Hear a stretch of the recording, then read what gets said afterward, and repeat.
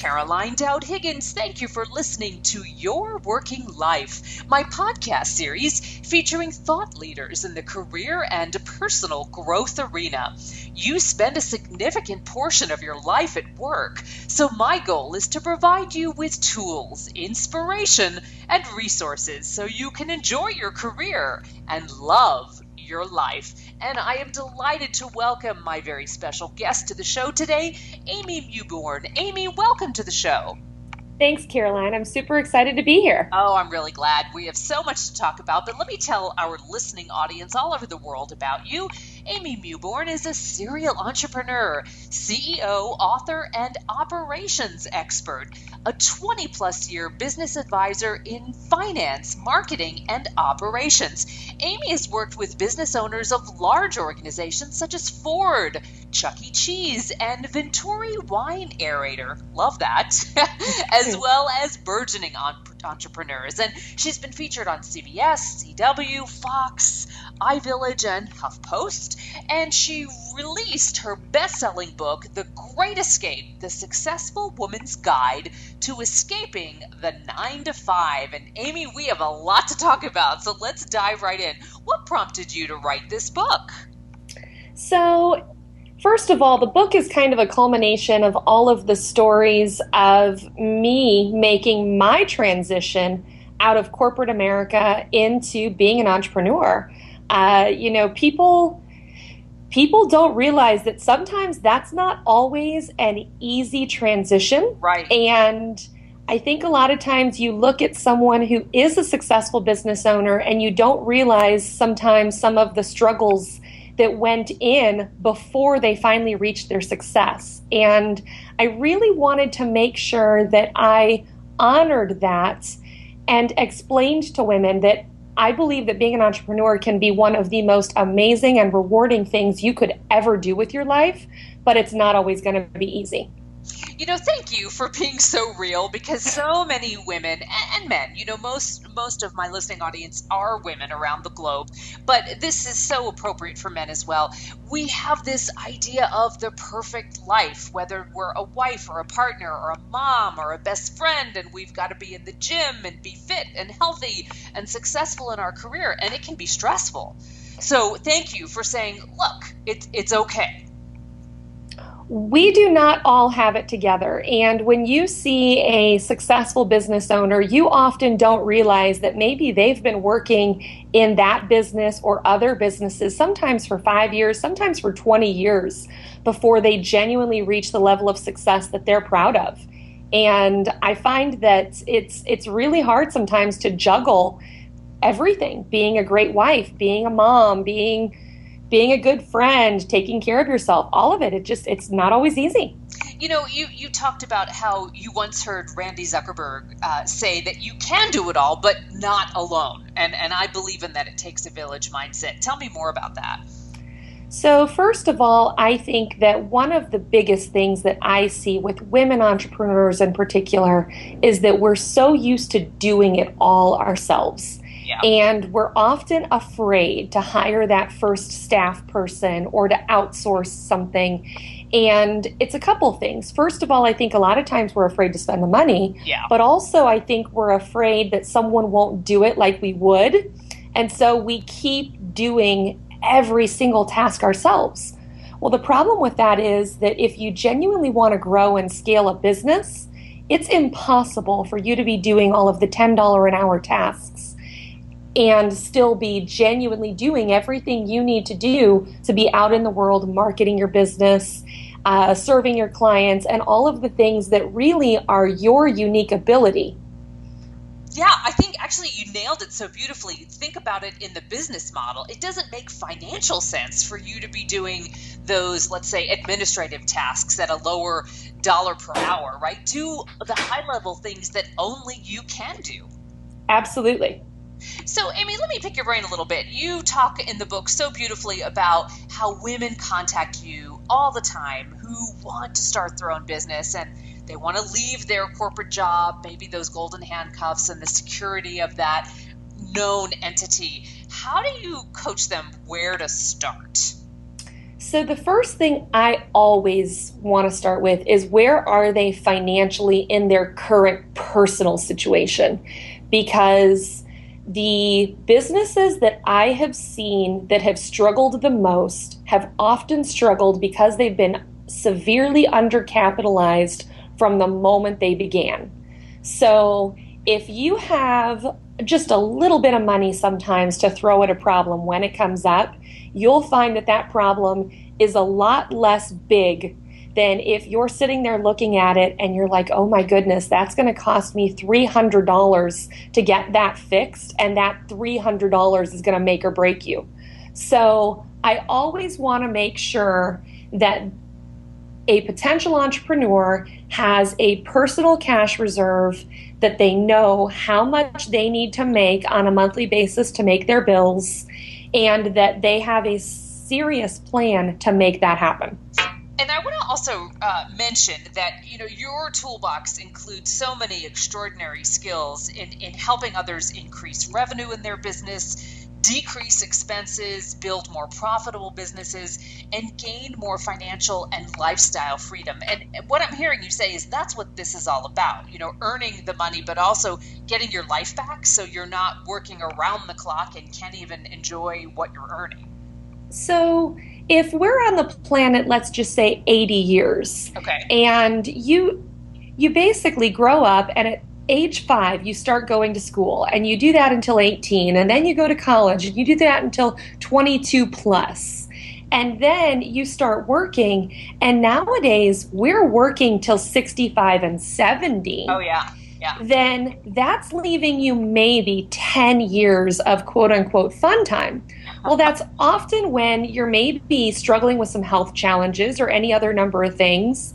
And do you really want to be putting off the things that really drive your soul until you're 70 years old? So I'm a huge advocate on the concept of work-life balance. And for me, it's basically work hard, play hard. And I genuinely believe that there are days that you shut your computer down and you shut your phone off.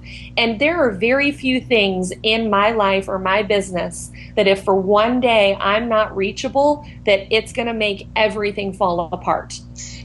That's such good wisdom. It takes a lot of guts to do that. Did you have to work up to that, or was that always part of your mojo?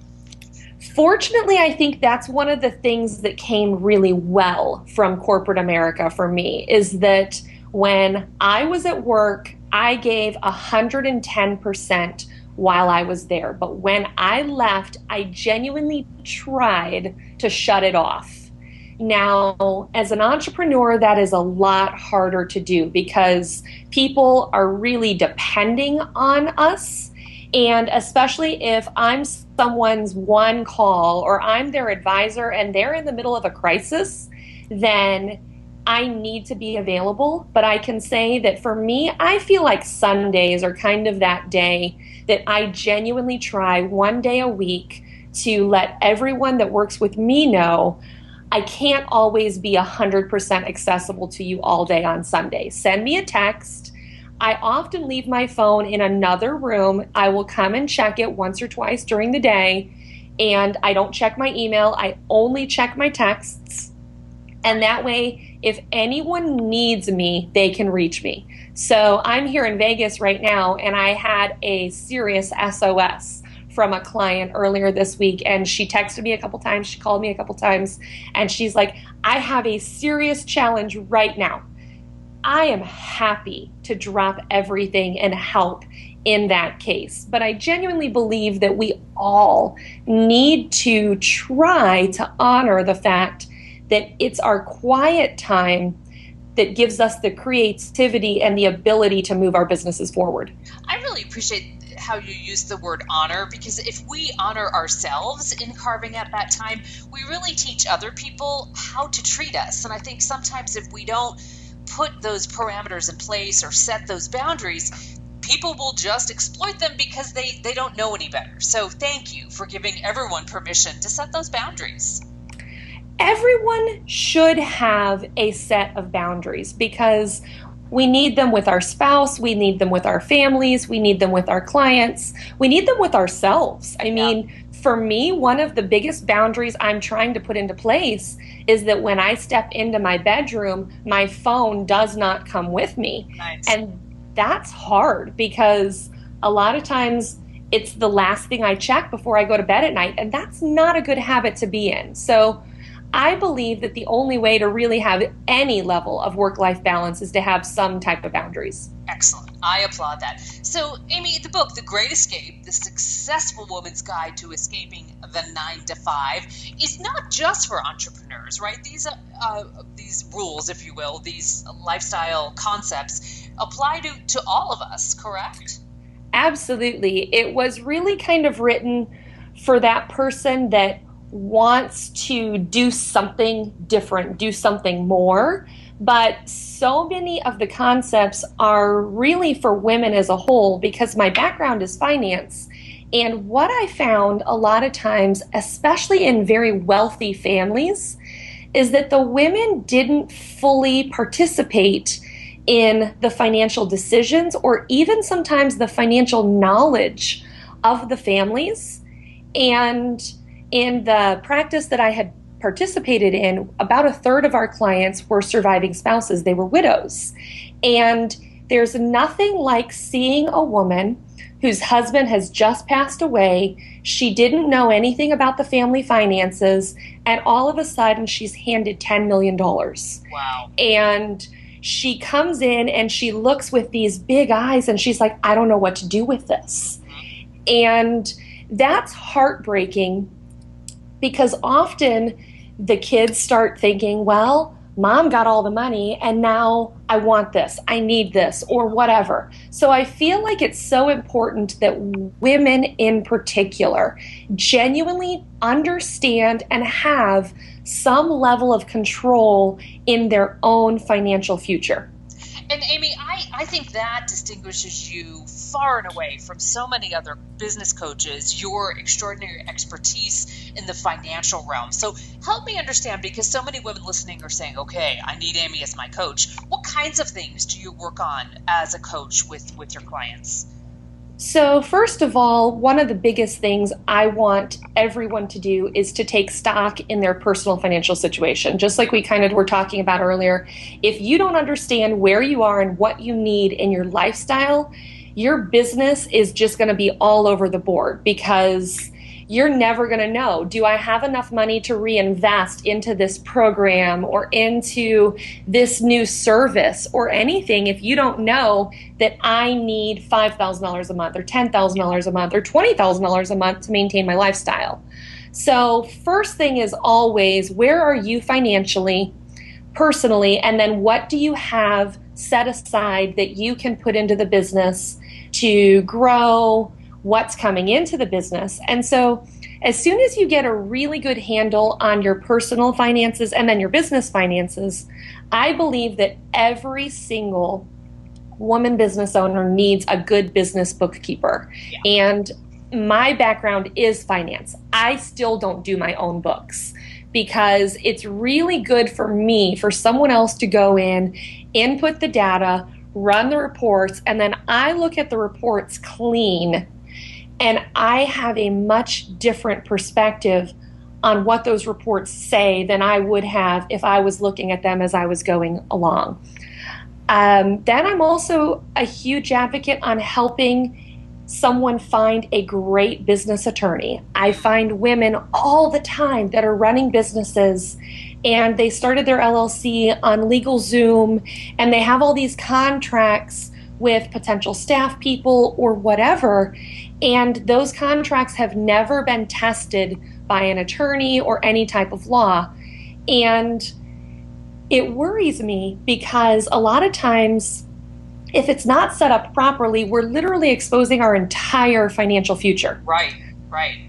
So my real specialty is kind of getting into the nuts and bolts of who you are, where you want to go, and how you're going to get there using automation and using your financial situation to grow and scale. Such an important set of skills and frankly, as a fellow entrepreneur, I do know this is the age of the entrepreneur. We're calling this the gig economy, and people are hanging that virtual shingle for their services or their products. And you've got to do it well and right and correctly. And what you're talking about, that financial expertise, whether it is your advisor and your bookkeepers and your legal counsel, are not things that you should skip. You must cross those T's and dot those I's. So Amy, walk us through some of the biggest lessons that you have helped women through in their business so you can whet their appetite to read this extraordinary book. Sure. So I would say that one of the biggest lessons is a personal lesson, and it's the fact that my husband and I are both self-employed. And when I left finance, I was the primary breadwinner. And for us, it was a big challenge for me to go and have a steady income go away, and then have two of us that had incomes that were all over the board. And we still had the expensive bills and the expensive home and all of the things that we had when I was making six figures twice a week. And, you know, it's really funny when all of a sudden the income starts to change, how differently you value your things. All of a sudden that $1 million house didn't feel nearly as important because I was working a lot harder and a lot more differently for it. I think the other biggest lesson is, again, teaching women that you're never going to be able to grow if you're trying to do it all yourself. And not too long ago, I was working with a group of about 20 women business owners at a local co-working space in San Diego. And there were some really successful women business owners here in the room.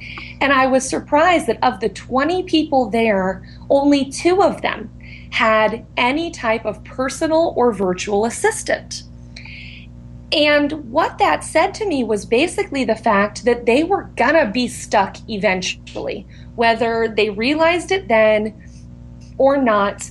You're never, ever going to be able to grow to a place where the business doesn't require you if you're building the business around you day in and day out. Beautifully put. Beautifully put. Wow.